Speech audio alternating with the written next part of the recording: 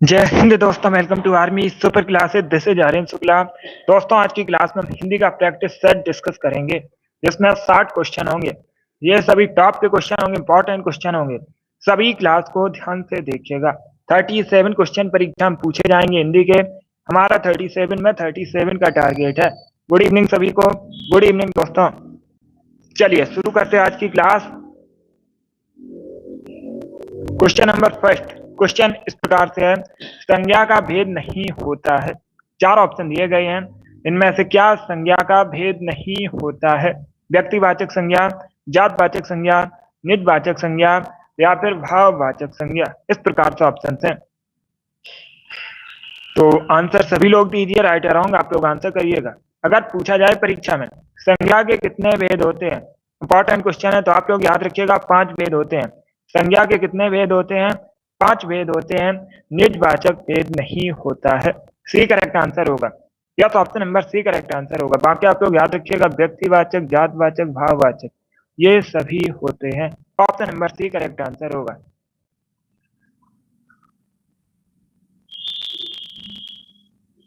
बहुत अच्छे, चलिए आगे बढ़ते हैं। गुड इवनिंग सभी को। गुड इवनिंग दोस्तों। इसका आंसर करिए क्वेश्चन नंबर 2 के लिए। छंद के कितने भेद होते हैं? अभी आपको बताना है छंद के कितने भेद होते हैं। 4, 8, 5 या फिर 9। जिसने अभी लाइव सेशन को लाइक नहीं किया है, लाइक कीजिए, शेयर कीजिएगा। चैनल पर नए हैं, चैनल को सब्सक्राइब कीजिएगा, बेल आइकन को प्रेस कीजिए ताकि सभी नोटिफिकेशन आप तक पहुंच सकें। ये क्वेश्चन नंबर 2 है। छंद के कितने भेद होते हैं? राइट आंसर ऑप्शन नंबर ए होगा 4। Yes, option number A correct answer है। छंद के 4 भेद होते हैं, तो option number A correct answer होगा। अगला क्वेश्चन देखते हैं। क्वेश्चन नंबर 3 के लिए आंसर करिए। जय पराजय में कौन सा समास है? 2 क्वेश्चन परीक्षा में समास से संबंधित पूछे जाएंगे, ये भी इंपॉर्टेंट टॉपिक है। तो सभी इसका आंसर करिए क्वेश्चन नंबर 3 के लिए। लाइव सेशन है, रिकॉर्डिंग क्लास नहीं है, लाइव सेशन है। आज हम हिंदी के क्वेश्चन डिस्कस करेंगे, 60 क्वेश्चन होंगे। 3 बजे लाइव सेशन नहीं हो पाया था वेदर प्रॉब्लम की वजह से। गुड, यह 60 क्वेश्चन होंगे आज की क्लास में। तो क्वेश्चन नंबर 3 इस प्रकार से है, जय पराजय में आपको बताना है कौन सा समास है। इसका right answer option number C होगा, द्वंद्व समास। सी करेक्ट आंसर होगा, डी करेक्ट आंसर नहीं होगा, सी करेक्ट आंसर होगा। जय पराजय में द्वंद्व समास है, option number C correct answer होगा। क्वेश्चन नंबर 4 इस प्रकार से है, साधारण वाक्यांश में किस विराम चिन्ह का प्रयोग किया जाता है? तो सभी इसका आंसर करिए क्वेश्चन नंबर 4 के लिए। पहले क्वेश्चन को पढ़ लीजिएगा, उसके बाद ही आंसर करिए। जल्दबाजी में आंसर नहीं देना है। क्या पूछा गया है? साधारण वाक्यांश में किस विराम चिन्ह का प्रयोग किया जाता है? तो इसका राइट आंसर ऑप्शन नंबर ए होगा, पूर्ण विराम का प्रयोग किया जाता है। पूर्ण विराम का चिन्ह किस प्रकार का होता है? इस प्रकार का होता है, फुल स्टॉप इंग्लिश में बोला जाता है, और इंग्लिश में इस प्रकार से होता है। क्वेश्चन नंबर 4 का option number A correct answer होगा। आगे बढ़ते हैं। क्वेश्चन नंबर 5 इस प्रकार से है, निम्न में से आपको बताना है विदेशज शब्द कौन सा है। सभी इसका आंसर करिए क्वेश्चन नंबर 5 के लिए।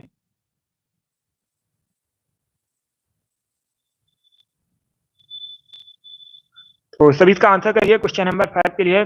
निम्न में से आपको बताना है विदेशज शब्द कौन सा है। चश्मा, जूता, जीभ या फिर वायु। ए करेक्ट आंसर होगा चश्मा। Yes, option number A correct answer है। चश्मा एक विदेशज शब्द है। बाकी जूता, वायु, जीव ये सभी देशज शब्द हैं, तो option number A correct answer होगा। बहुत अच्छे, इस बार आप सभी ने करेक्ट आंसर दिया, वेरी गुड दोस्तों। चलिए आगे बढ़ते हैं। क्वेश्चन नंबर 6 इस प्रकार से है, निम्न में से किस शब्द में गुण संधि है? इनमें से आपको बताना है किस शब्द में गुण संधि है। हिमालय इत्यादि, तल्लीन या फिर देवेंद्र। इस प्रकार से ऑप्शन है। गुड, डी करेक्ट आंसर होगा देवेंद्र शब्द में। Yes, option number D correct answer है, देवेंद्र शब्द में गुण संधि है। ये पूछा हुआ क्वेश्चन है, यूपीएसआई की परीक्षा में पूछा गया था। 2017 में जो यूपीएसआई का एग्जाम हुआ था उसमें यह प्रश्न पूछा गया था, बिल्कुल इसी प्रकार से कि निम्न में से किस शब्द में गुण संधि है, तो देवेंद्र में गुण संधि है। क्वेश्चन नंबर 7 इस प्रकार से है, आपको बताना है परमात्मा का संधि विच्छेद क्या होता है। परमात्मा का संधि विच्छेद बताइए क्या होता है। शाम को 3 बजे हिंदी का लाइव सेशन नहीं हो पाया था, इसलिए आज शाम को 8 बजे लाइव सेशन है। वेदर प्रॉब्लम की वजह से नहीं हो पाया था। क्वेश्चन नंबर 7 के लिए आंसर करिएगा। Good evening. परमात्मा का संधि विच्छेद आपको बताना है। इसका राइट आंसर क्या होगा? ए करेक्ट आंसर होगा परम धन आत्मा। या तो option number A correct answer है। परमात्मा का संधि विच्छेद होता है परम धन आत्मा। ए करेक्ट आंसर होगा। क्वेश्चन नंबर 8 इस प्रकार से है, पलंग शब्द का तत्सम क्या होता है? पलंग एक तद्भव शब्द है। पलंग किस प्रकार का शब्द है? परीक्षा में पूछ सकते हैं। ये एक तद्भव शब्द है। इसका तत्सम क्या होता है? पर्यंक। सी करेक्ट आंसर होगा। सी करेक्ट आंसर है क्वेश्चन नंबर 8 का पर्यंक करेक्ट आंसर होगा। क्वेश्चन नंबर 9, राजपुत्र में कौन सा समास है? एक शब्द दिया गया है राजपुत्र, इसमें आपको बताना है कौन सा समास है। बावरी, कर्मधारय, द्वंद्व या फिर तत्पुरुष। तो सभी इसका आंसर करिए क्वेश्चन नंबर 9 के लिए। गुड। इसका right answer option number D होगा, तत्पुरुष समास है। Yes, option number D correct answer है। राजपुत्र में तत्पुरुष समास है, डी करेक्ट आंसर होगा। क्वेश्चन नंबर 10 इस प्रकार से है, गिरा हुआ के लिए एक शब्द क्या होता है? गिरा हुआ के लिए एक शब्द क्या होता है? पतित। क्या कहलाता है? पतित कहलाता है। Option number A correct answer होगा। क्वेश्चन नंबर 11 इस प्रकार से है, हाथी का निम्न में से आपको पर्यायवाची शब्द बताना है। इनमें से कौन सा शब्द हाथी का पर्यायवाची शब्द है? सी करेक्ट आंसर होगा मतंग। या तो option number C correct answer है, मतंग हाथी का पर्यायवाची होता है। Option number C correct answer होगा। इसका आंसर करिए क्वेश्चन नंबर 12 के लिए। प्रश्न इस प्रकार से है, ध्यान पूर्वक शब्द है, किस प्रकार का आपको बताना है विशेषण है? किस प्रकार का क्रिया विशेषण है ध्यान पूर्वक शब्द? परिणामवाचक, कालवाचक, स्थानवाचक या फिर रीतवाचक? ए या बी करेक्ट आंसर नहीं होगा, फिर से आंसर करिएगा। ये दोनों आंसर गलत है। डी करेक्ट आंसर होगा, रीतवाचक क्रिया विशेषण है। या तो option number D correct answer होगा, ध्यान पूर्वक रीतवाचक क्रिया विशेषण है। यस, डी करेक्ट आंसर होगा इसका। क्वेश्चन नंबर 13 इस प्रकार से है, एक वाक्य दिया गया है, मोर नाच रहा है। इस वाक्य में मोर क्या है? किस प्रकार की संज्ञा है मोर? भाववाचक संज्ञा, द्रव्यवाचक संज्ञा, व्यक्तिवाचक संज्ञा या फिर जातवाचक संज्ञा? क्वेश्चन नंबर 13 है। गुड। डी करेक्ट आंसर होगा, जातवाचक संज्ञा है। या तो option number D correct answer होगा, मोर एक जातवाचक संज्ञा है। मोर पूछा गया है, मोर किस प्रकार की संज्ञा है? भाववाचक संज्ञा कैसे होगी? जातवाचक संज्ञा है मोर। Option number D correct answer होगा। यस। क्वेश्चन नंबर 14 इस प्रकार से है, वृहत का पर्यायवाची शब्द बताइए, निम्न में से कौन सा है? तो सभी इसका आंसर करिए क्वेश्चन नंबर 14 के लिए। आपको बताना है वृहत का पर्यायवाची शब्द क्या है इसमें से। गुड। ऑप्शन को पढ़िए, उसके बाद ही आंसर करिएगा। इसका right answer option number D होगा, व्यापक। डी करेक्ट आंसर है।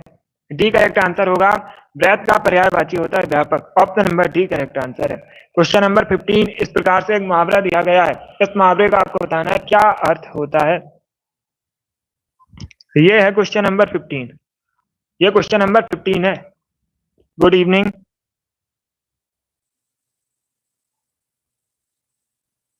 आगे कुआ पीछे खाई, इस मुहावरे का सही अर्थ क्या होता है?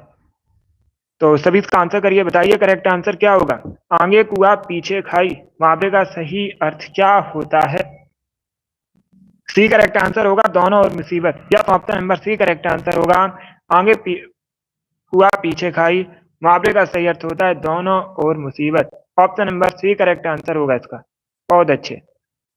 चलिए आगे बढ़ते हैं। क्वेश्चन नंबर 16 इस प्रकार से है, जटिल का अर्थ क्या होता है? जटिल का अर्थ बताना है क्या होता है। Good evening. पेचीदा, बी करेक्ट आंसर होगा, जटिल का अर्थ होता है पेचीदा। Option number B correct answer है। क्वेश्चन नंबर 17 इस प्रकार से है, वह बहुत धार्मिक व्यक्ति है, वाक्य में रेखांकित पद है। धार्मिक किस प्रकार का शब्द है? संज्ञा, सर्वनाम, क्रिया या फिर विशेषण? तो सभी इसका आंसर करिए, बताइए करेक्ट आंसर क्या होगा। डी करेक्ट आंसर होगा। धार्मिक एक विशेषण शब्द है। Yes, option number D correct answer होगा। डी करेक्ट आंसर होगा। धार्मिक एक विशेषण धर्म शब्द है, तो option number D correct answer होगा। बहुत अच्छे, गुड। क्वेश्चन नंबर 18 इस प्रकार से है। चार ऑप्शन दिए गए हैं और पूछा गया निम्न में से भाववाच्य कौन सा है। अब चारों ऑप्शन को पढ़िए, उसके बाद ही आंसर करिएगा। ऑप्शन नंबर ए इस प्रकार से है, दादाजी के द्वारा अनिल को डांटा गया। ऑप्शन नंबर बी इस प्रकार से है, तोता से उड़ा नहीं गया। ऑप्शन नंबर सी है, अशोक ने आइसक्रीम खाई। या फिर ऑप्शन नंबर डी है, चोर पकड़ा गया। इसमें आपको बताना है भाववाच्य किसमें है। बी करेक्ट आंसर होगा, तोता से उड़ा नहीं गया। उड़ा नहीं गया तोता से, भाववाच्य बी करेक्ट आंसर होगा। या तो option number B correct answer होगा। बहुत अच्छे। क्वेश्चन नंबर 19 के लिए आंसर करिए। एक शब्द दिया गया है सद्भावना, इसमें आपको बताना है कौन सा समास है।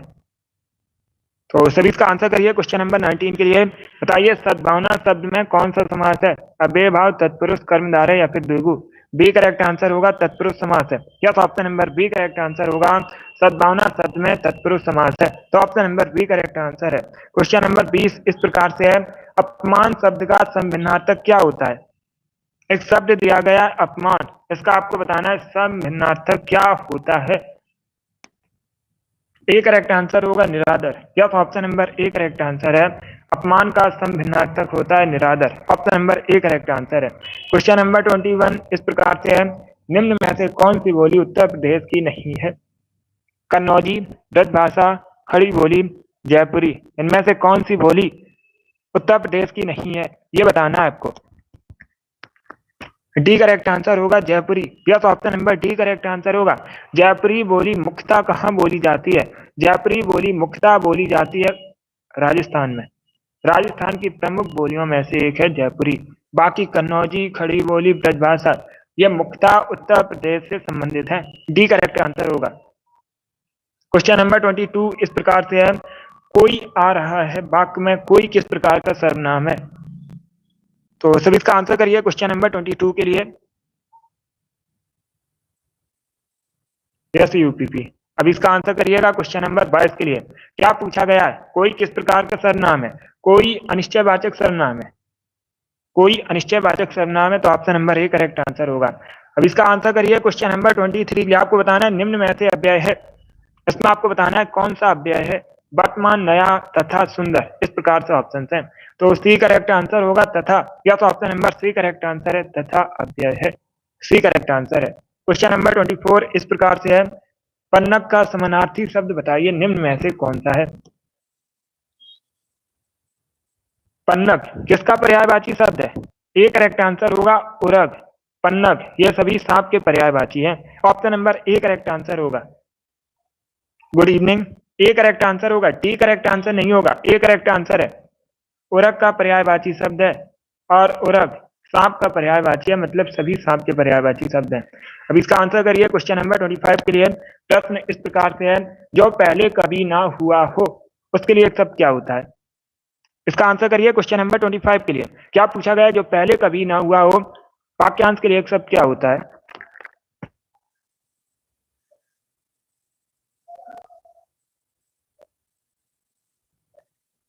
बहुत अच्छे,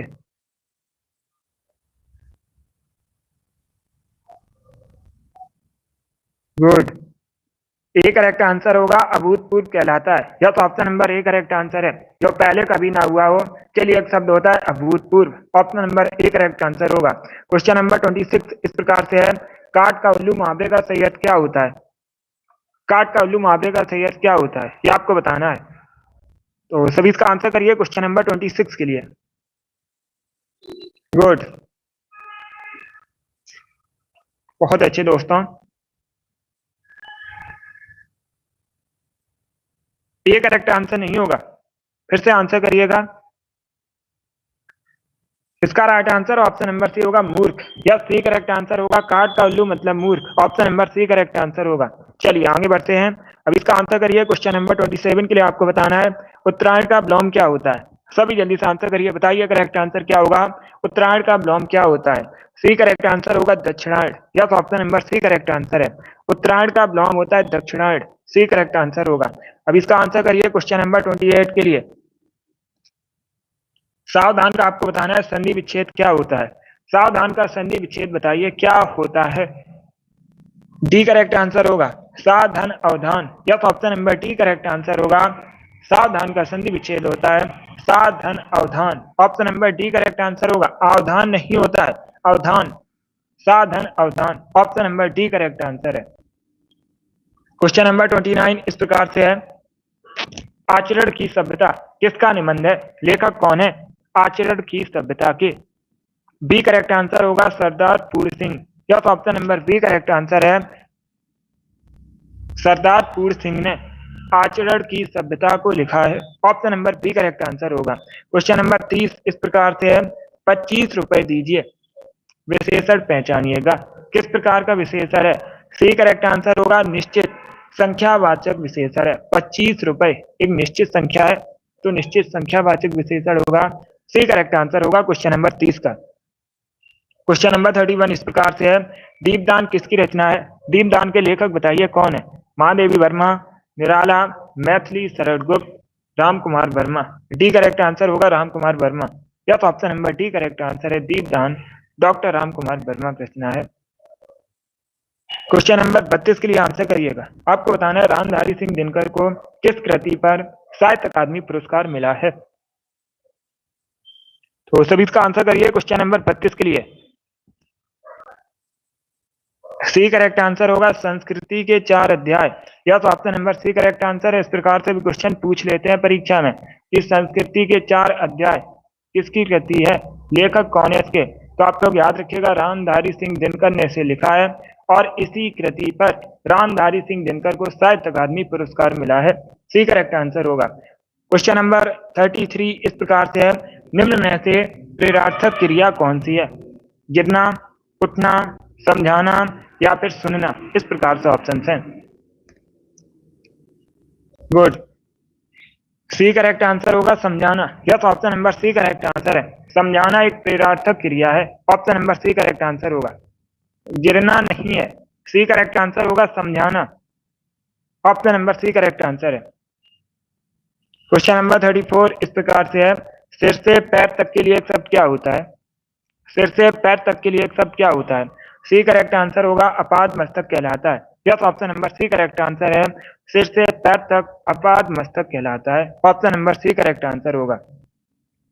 क्वेश्चन नंबर 35 के लिए आंसर करिएगा। क्वेश्चन इस प्रकार से है। पृथ्वीराज रासो हिंदी साहित्य के किस काल में लिखा गया है? सभी इसका आंसर करिएगा। जो पृथ्वीराज रासो है हिंदी साहित्य के किस काल में लिखा गया है? और अगर लेखक पूछे जाएं, लेखक आप लोग कमेंट बॉक्स में बताना पृथ्वीराज रासो के लेखक कौन है। इसका आंसर आप लोग क्लास खत्म होने के बाद कमेंट बॉक्स में दीजिएगा। इसका राइट आंसर ऑप्शन नंबर ए होगा आदिकाल में लिखा गया है। क्या करेक्ट आंसर होगा? Option number A correct answer होगा। आदिकाल में लिखा गया है पृथ्वीराज रासो को। अब दूसरा क्वेश्चन और पूछ सकते हैं। आदिकाल को किस नाम से और जाना जाता है? तो आप लोग याद रखिएगा आदिकाल को वीर गाथा काल के नाम से भी जाना जाता है। इंपॉर्टेंट है, कई परीक्षा में पूछा जा चुका है कि आदिकाल को और किस नाम से जानते हैं। तो आप लोग याद रखिएगा वीर गाथा काल के नाम से भी जाना जाता है आदिकाल को। क्वेश्चन नंबर 36 के लिए आंसर करिएगा। वचन किसका बोध कराता है? ये आपको बताना है। यस, बहुत अच्छे। तो सभी इसका आंसर करिए क्वेश्चन नंबर 36 के लिए। वचन किसका बोध कराता है? ए करेक्ट आंसर होगा प्राणी या वस्तु के एक या अनेक होने का बोध कराता है वचन। Option number A correct answer होगा। अब इसका आंसर करिएगा क्वेश्चन नंबर 37 के लिए। आपको बताना है हिंदी साहित्य को कितने कालखंडों में विभक्त किया गया है? तो सभी जल्दी से आंसर करिएगा, बताइए क्वेश्चन नंबर 37 का करेक्ट आंसर क्या होगा। हिंदी काल को कितने कालखंडों में विभक्त किया गया है? बी करेक्ट आंसर होगा 4। या option number B correct answer होगा 4 कालखंडों में विभक्त किया गया है हिंदी साहित्य को। Option number B correct answer होगा। क्वेश्चन नंबर 38 के लिए आंसर करिए।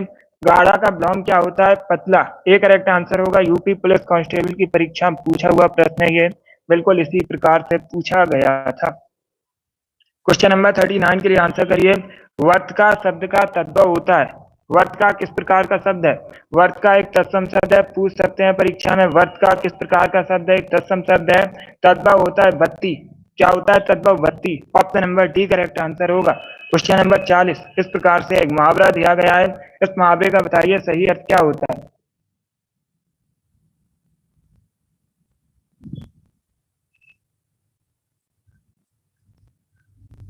तो सभी इसका आंसर करिए। क्वेश्चन नंबर 40 के लिए आपको बताना है ना 3 में ना 13 में। इसका अर्थ क्या होता है? किसी काम का ना होना।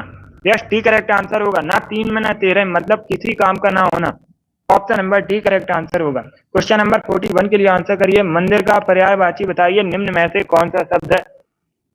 निम्न में से कौन सा शब्द मंदिर का पर्यायवाची है? इसका राइट आंसर ऑप्शन नंबर ए होगा, देवग्रह। यस, ए करेक्ट आंसर होगा, देवग्रह मंदिर का पर्यायवाची शब्द है। क्वेश्चन नंबर 42 इस प्रकार से है, छत्तीसगढ़ी किस भाषा की बोली है? इसका right answer option number D होगा, पूर्वी हिंदी के अंतर्गत आती है। यह टी करेक्ट आंसर होगा, जो छत्तीसगढ़ी है पूर्वी हिंदी के अंतर्गत आती है। Option number D correct answer होगा। 43 इस प्रकार से है। पहले क्वेश्चन को पढ़िए और समझिएगा, उसके बाद ही आंसर करिएगा। नीचे भाषा की 4 विशेषताएं दी गई हैं, इनमें से जो एक गलत विशेषता है उसे चुनिएगा। ऑप्शन नंबर ए इस प्रकार से है, भाषा परिवर्तनशील होती है। ऑप्शन नंबर बी है, भाषा पैतृक संपत्ति है। ऑप्शन नंबर सी है, भाषा सामाजिक संपत्ति होती है। ऑप्शन नंबर डी है, भाषा अनुकरण द्वारा सीखी जाती है। आपको बताना है निम्न में से कौन सी विशेषता गलत है, उसका चयन कीजिएगा, उसको चुनिएगा। बी करेक्ट आंसर होगा, भाषा एक पैतृक संपत्ति है। ये गलत है, भाषा पैतृक संपत्ति कहाँ है? तो option number B correct answer होगा। बाकी तीनों सही हैं, इनको आप लोग याद रखिएगा। क्वेश्चन नंबर 43 का option number B correct answer होगा। क्वेश्चन नंबर 44 के लिए आंसर करिएगा। पानी का आपको बहुवचन बताना है। पानी का कोई बहुवचन नहीं होता है, पानी का पानी ही रहेगा। सी करेक्ट आंसर होगा। यस, पूछा गया था कौन सही नहीं है, तो बी करेक्ट आंसर होगा क्वेश्चन नंबर 43 का।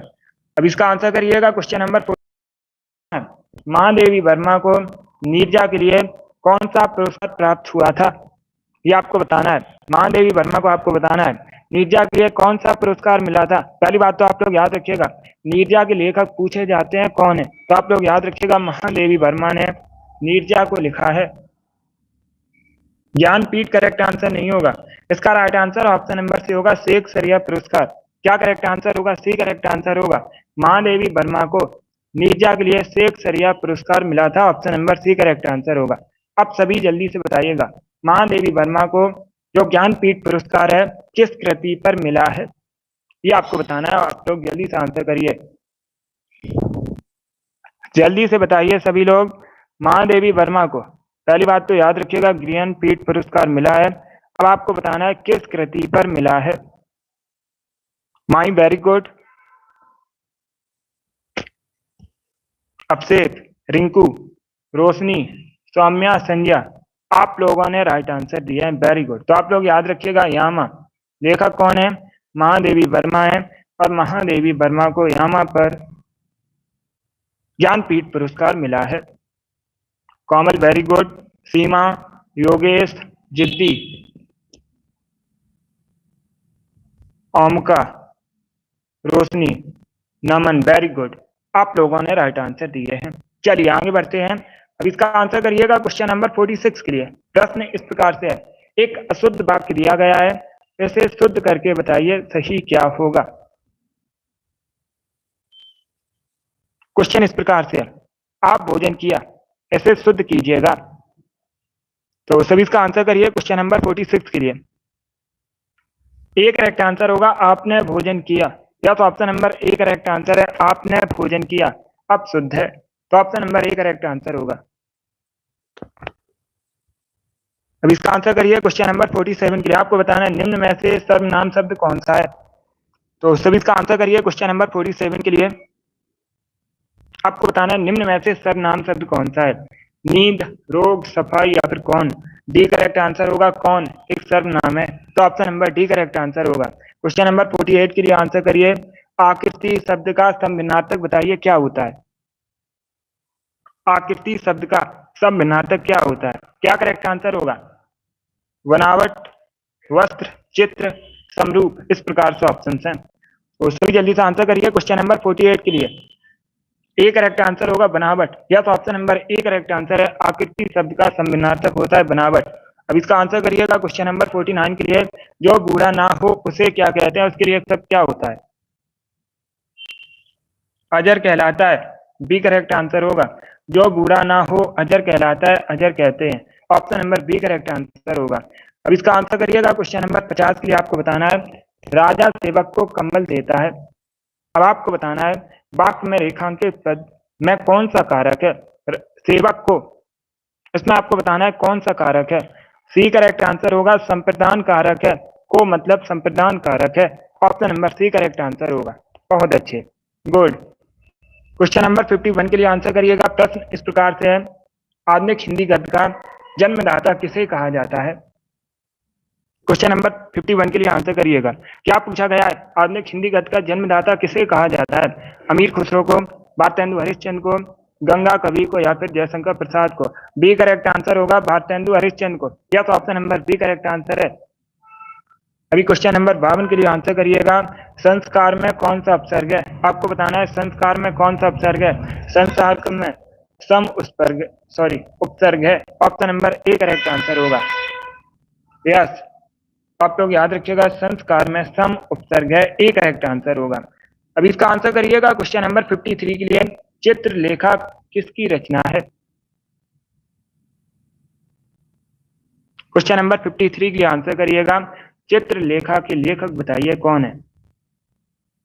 ए करेक्ट आंसर होगा भगवती चरण Verma. Yes, option number A correct answer होगा भगवती चरण वर्मा चित्रलेखा के लेखक हैं, रचनाकार हैं। इसका आंसर करिएगा क्वेश्चन नंबर 54 के लिए। आपको बताना है निम्न में से कौन सा शब्द तद्भव नहीं है? धरती, दीपावली, नेवला, नाच, इनमें से आपको बताना है कौन सा तद्भव शब्द नहीं है। बी करेक्ट आंसर होगा दीपावली एक तत्सम शब्द है। दीपावली किस प्रकार का शब्द है? एक तत्सम शब्द है और इसका तद्भव होता है दिवाली। बाकी धरती, नेवला, नाच ये सभी तद्भव शब्द हैं। क्वेश्चन नंबर 55 इस प्रकार से है, ससुर का तत्सम क्या होता है? ससुर एक तद्भव शब्द है। ससुर किस प्रकार का शब्द? एक तद्भव शब्द है। इसका तत्सम होता है ससुर। सी करेक्ट आंसर होगा स्वसुर। Option number C correct answer है। 56 के लिए आंसर करिएगा। कबीरदास, सूरदास, तुलसीदास आदि कौन से काल के कवि थे? सभी का आंसर क्वेश्चन नंबर 56 है ये। आदिकाल, भक्ति काल, रीत काल, या फिर आधुनिक काल? बहुत अच्छे दोस्तों, बी करेक्ट आंसर होगा भक्ति काल के। यह तो option number B correct answer है। ये सभी भक्ति काल के कवि हैं। कौन? Kabirdas, Surdas, Tulsidas. Option number B correct answer होगा। क्वेश्चन नंबर 57 के लिए आंसर करिएगा। औपचारिक शब्द में कौन सा प्रत्यय है? औपचारिक शब्द में कौन सा प्रत्यय है? सी करेक्ट आंसर होगा एक प्रत्यय है। Yes, option number C correct answer होगा औपचारिक शब्द में एक प्रत्यय है। बहुत अच्छे। क्वेश्चन नंबर 58 के लिए आंसर करिएगा। नस्वर शब्द का विलोम बताइए क्या होता है? नस्वर का विलोम क्या होता है?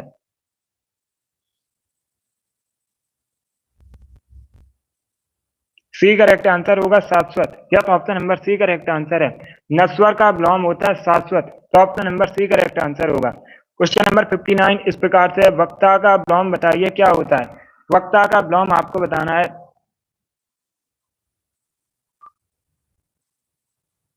इसका right answer option number C होगा श्रोता। या सी करेक्ट आंसर होगा वक्ता का विलोम होता है श्रोता। तो क्वेश्चन नंबर 59 का option number C correct answer होगा। अब इसका आंसर करिए। क्वेश्चन नंबर 60 के लिए आज का लास्ट क्वेश्चन है।